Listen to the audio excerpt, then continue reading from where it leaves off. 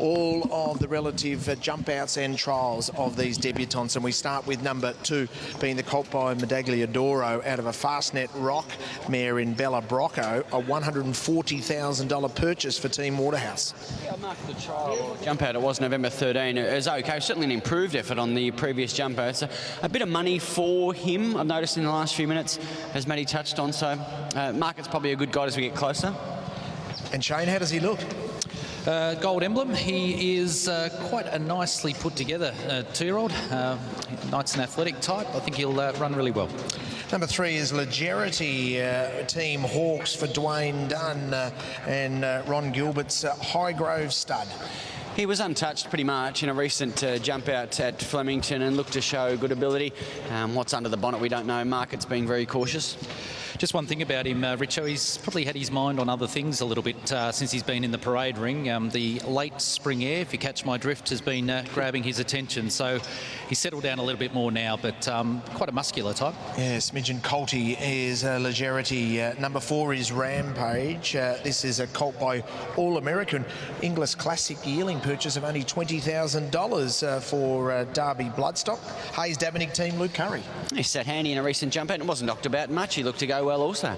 He's quite strong in the back end. I think he's going to be a nice prospect as he develops through the 2-year-old season. It's a bit of a look and learn case with him today. A New Zealand Premier yearling purchase of $70,000 New Zealand is the answer, my friend. A colt by High Chaparral over Robert Smurden and Ryan Maloney. Sat handy in a trial, was showing the whip, but battled well, and they ran useful time, 46.8, in fact, the fastest heat of the day. Yeah, quite an athletic type. Looking forward to seeing how he develops over the next 12 months or so. But I know there's been a good solid support for him early on in the piece. Here's the first of our fillies, a filly by Sepoy called Giroux.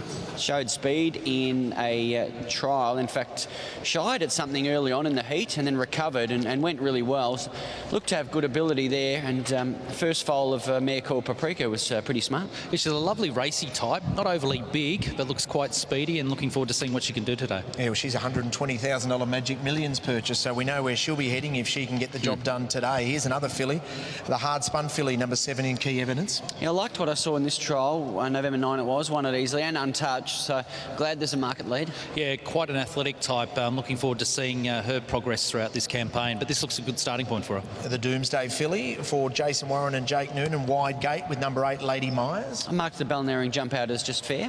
Yeah, I think she'll improve off of this. And number 9, Magnanimously, an English Premier yearling purchase of $60,000, Jai McNeil and Inside Gate. Alas, no trials or jump outs for this filly. Yeah, not overly big, quite athletic, but looking forward to what her development could be. But I think this just might be a little bit too soon for her.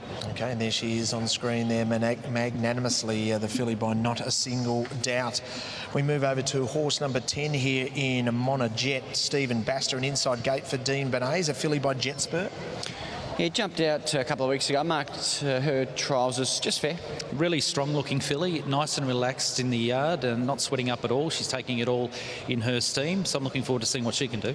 11 is a scratching, and number 12, a $125,000 English Classic yearling purchase, and the Blue Blood Thoroughbreds team are going great guns at the moment, Carol Walsh and the team, so good luck to them here. They have another filly. This one's a filly by Schnitzel called Vegas Strip. He won a jump out at Caulfield and showed good speed and gave a nice little kick. Liked what I saw there from this filly and have her on top. Yeah, very much of the Schnitzel breed, not overly big, looks racy.